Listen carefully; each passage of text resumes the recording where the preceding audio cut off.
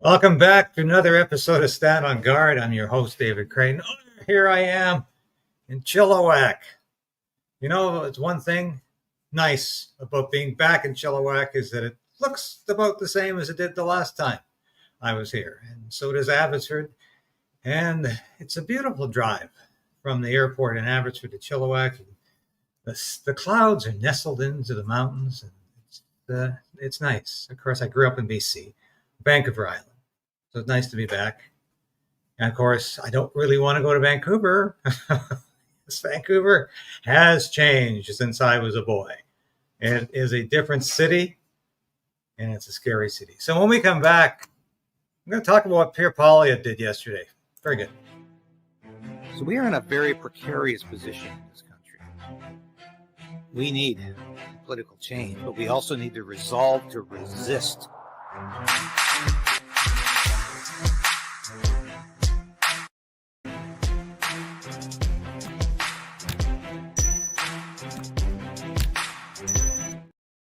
Yes, please like the station and keep subscribing. 40,000 by December 31st. What are we? Just about halfway through the month here? No, quite no. Just over a quarter of our way through the month, and we're going to meet that goal. Thank you so much for helping. Share this station with your friends and family. Sorry about the lighting today. I'm in this hotel in Chilliwack, and the sun is just shining in. It's of course 11 o'clock here, so my apologies for being so late Eastern Standard Time. But things were a little disorganized this morning, and I had to really put things in place quickly here. But it's nice to be able to keep broadcasting. I'll be back again tomorrow morning from Chilliwack and going over to see my mom, of course, this afternoon. And keep us in your prayers. That's all I can say. And want to thank Libby at the Post Millennial for making this possible, because I really didn't have any vacation time.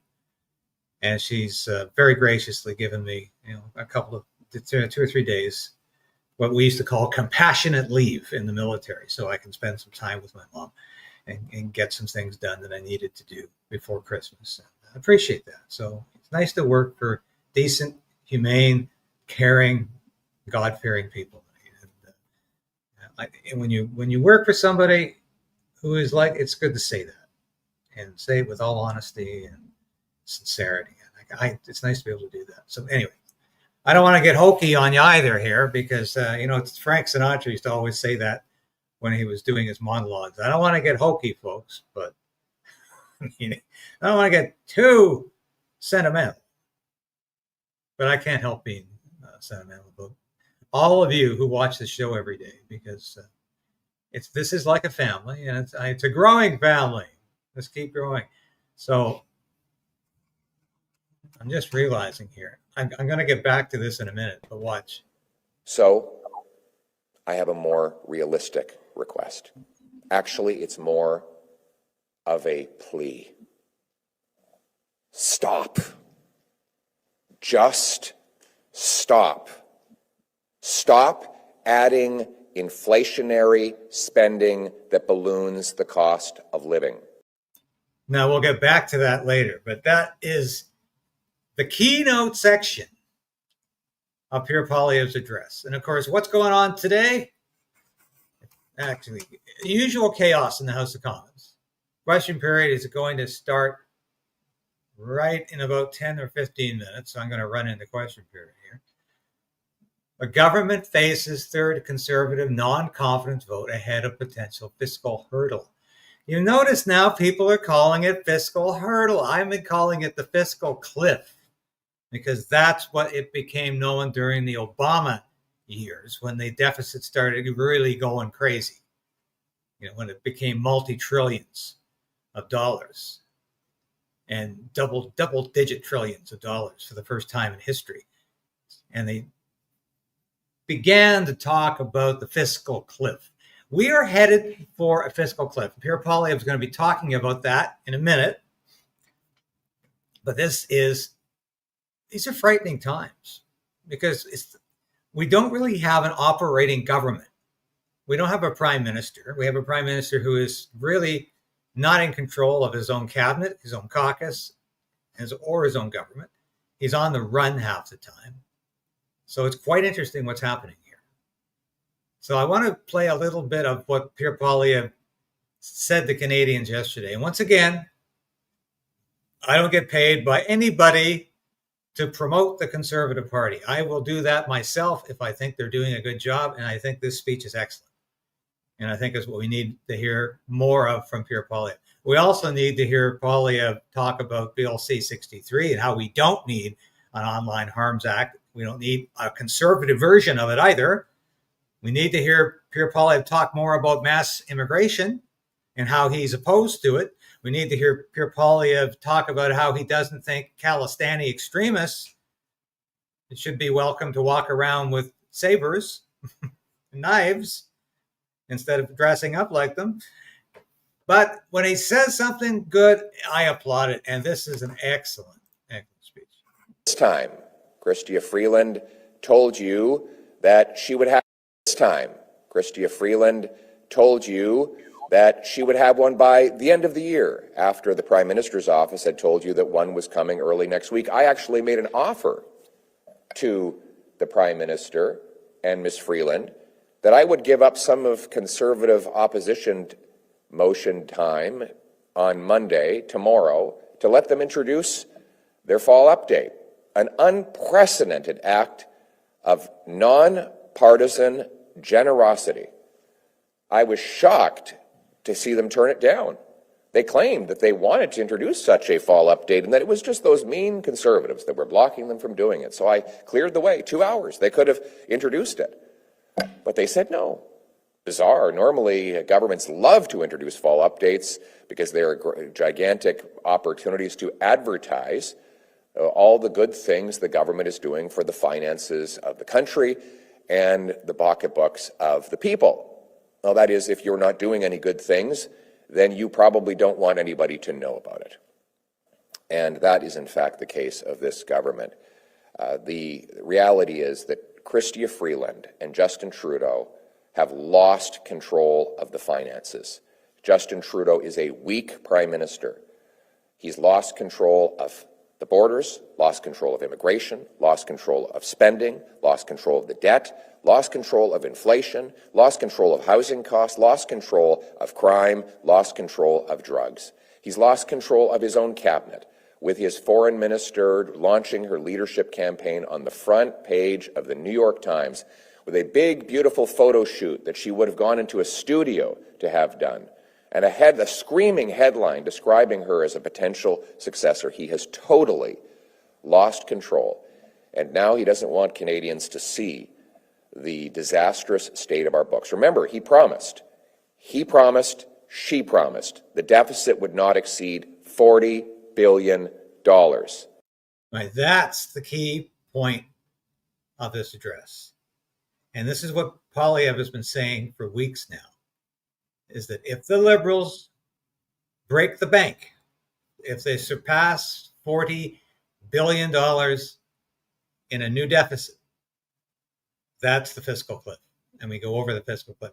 The results could be catastrophic. Never mind that 25% tariff that Donald Trump is promising. Going over this fiscal cliff could be catastrophic for Canada's finances. Poilievre knows this, and he has to do a delicate balancing act between saying, good on us, this is happening because it's Justin Trudeau's fault. He can't say that because it's going to be damaging for the country. And yes, it's Justin Trudeau's fault, but we have to repair the damage that Justin Trudeau has done. And hopefully Poilievre can do that on several fronts. But let's listen to a bit more. And now they won't tell us what the deficit is. There are real consequences for these costly failures. After 9 years of Trudeau, everything costs more, with food prices having risen 37% faster in Canada than they did in the United States during the exact same time period. That gap coincides with the coming into force of the carbon tax on the farmers and truckers who bring us our food, a tax he now wants to quadruple to 61 cents a litre. This is a prime minister who's doubled our housing costs.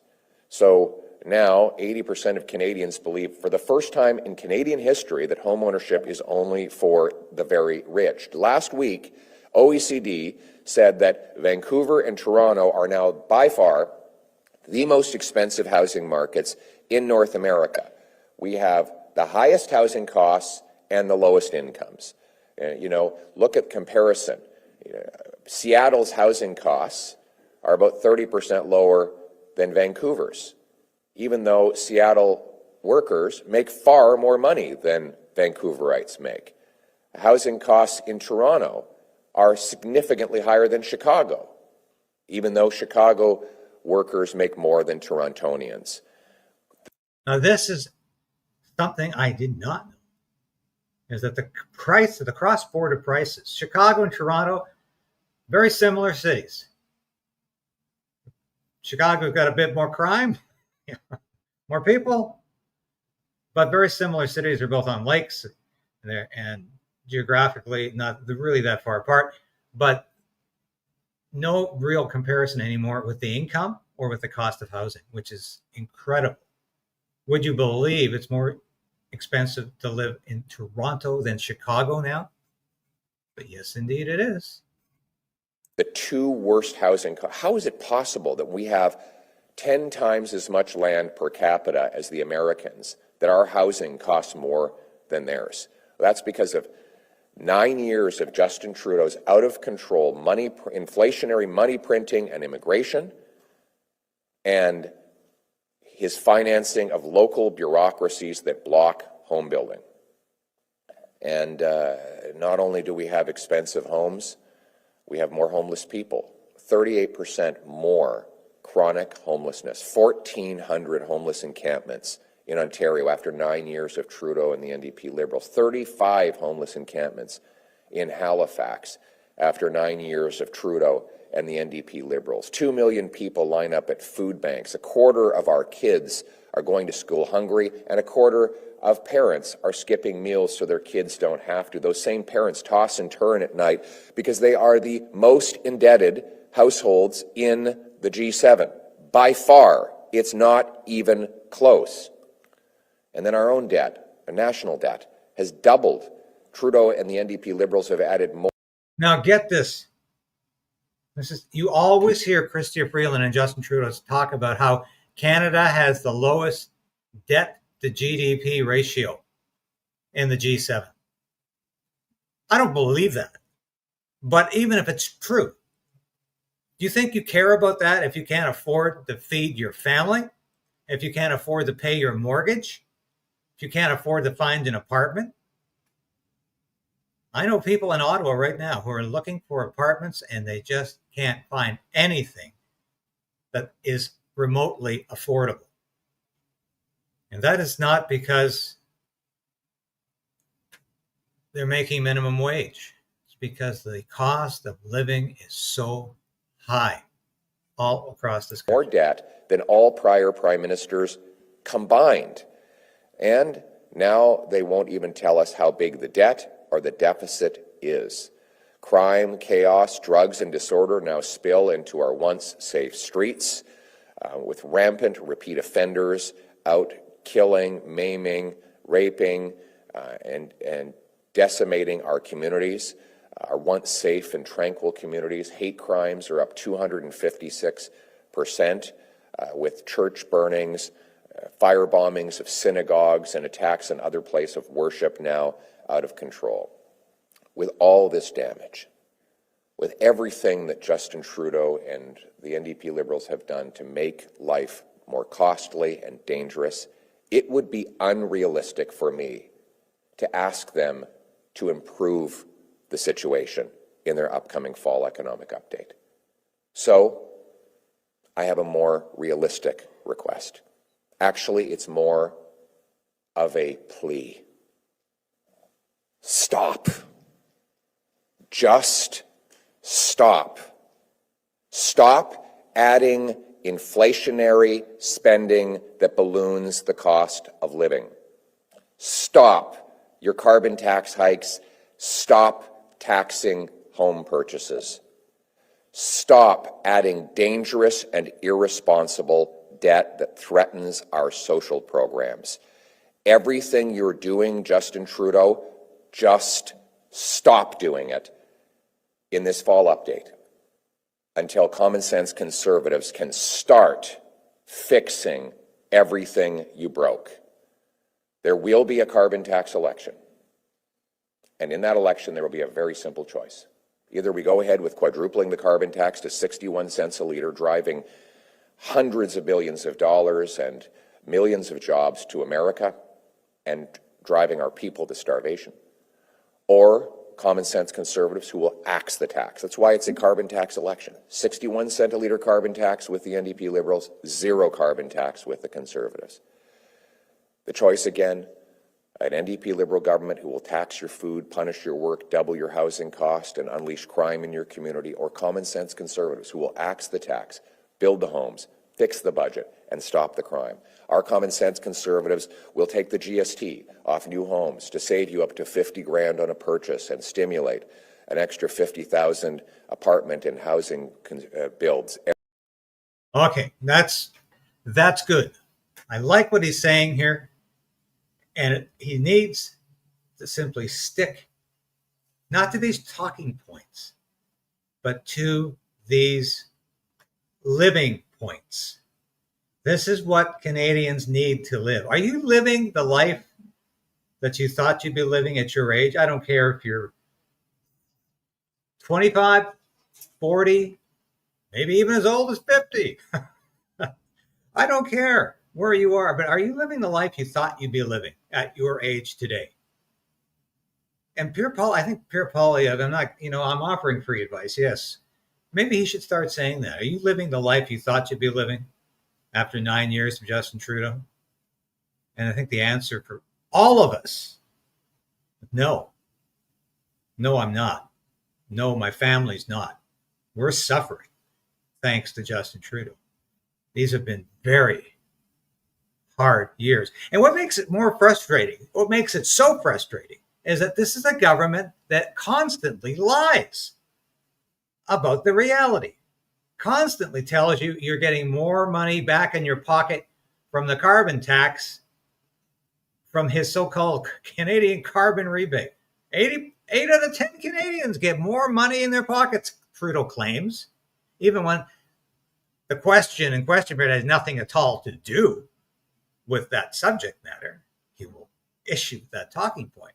You know what the price of gas here is in Chilliwack? And it's worse in Vancouver. It's $1.54 a litre. You know what that equates to the old imperial system? Because I remember, I shouldn't say this. I remember vaguely when we were still buying gas in gallons. We were paying $7 a gallon for gas here in BC. And I'm sure it's creeping up to the all-time high of about $1.70 where it hit in Vancouver, which is getting awfully close to $8 a gallon. In fact, yeah, it's about $8 a gallon when you get that high. So that's how much we're paying for gasoline. And do you think the carbon tax is having any effect at all on these nefarious greenhouse gas emissions? Of course not. None at all. Now, I want to switch in our time left, and I've got one more broadcast on the road, then we're back to Ottawa for Wednesday's broadcast, and I'm back to my regular work schedule. And I just want to say before I forget, thank you so much for staying tuned during the last few days. This has been a really hectic, difficult trip. It's been wonderful meeting family members again, seeing family members and loved ones. But it's been a very difficult trip in so many ways, and I won't go through all of that. But thank you for staying faithful to this broadcast. And I promise you we're going to have so much more to deliver in the upcoming weeks and months. But hey, this is a great little clip. This is how Putin reacted to Trudeau visiting Trump. Конечно, нам ни в коем случае нельзя останавливаться и по свинине. Нам нужно наращивать объемы. И, понятно, и на Дальнем Востоке, вы знаете, комплексы строятся серьезные. Какая разница?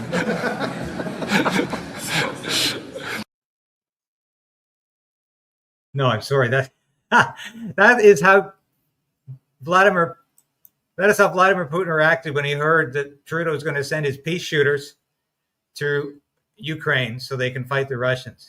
He's laughing quite hard there. So I don't think he's taking it too seriously. Good news. Now I don't know from Monday to Wednesday what's going on with Donald Trump's cabinet or his proposed cabinet, because he's had some great picks like Bobby Kennedy and Tulsi Gabbard, but he's had some rather unusual ones like Marco Rubio, and so he seems to almost have people in there with polar views, but Trump again seems to be on track. Immediate ceasefire in Ukraine, and says U.S. might withdraw from NATO. Now, do you think for a minute NATO will continue to exist as an organization without the United States, which pays all the bills, supplies most of the arms, has been holding up Europe since 1949 when this organization was created, at the very beginning of the Cold War?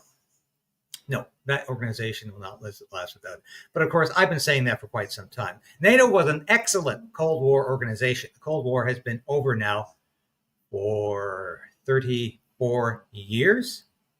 Yeah. And it's time to say goodbye to NATO. We do not need an alliance system that is no longer defensive in nature, but offensive, an alliance system that simply creates conflicts and creates the potential for nuclear war, especially since the idiots leading NATO now don't seem to understand that it's not the Soviet Union anymore, and we need to live with Russia.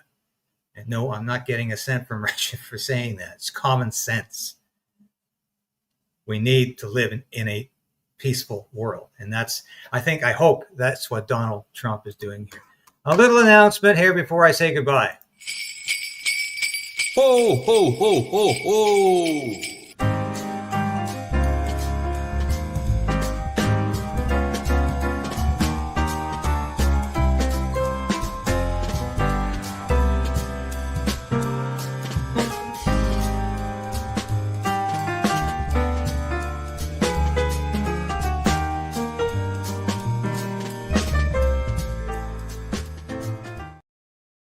Yes, please have a look at our merchandise. Have a look at the store.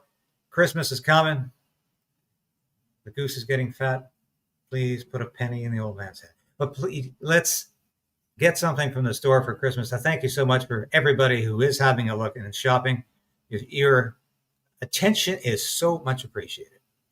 And I will be back again tomorrow and every day to bring you more of the news you need to know, so we can all continue to resolve to resist.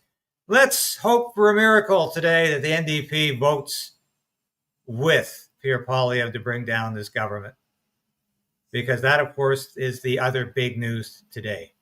The NDP is having its own little motion about keeping the GST break going, but Pierre Poilievre is using the NDP's words against him. Jagmeet Singh's own words to bring down the Trudeau government, and Singh says he won't vote for his own words. That is outrageous.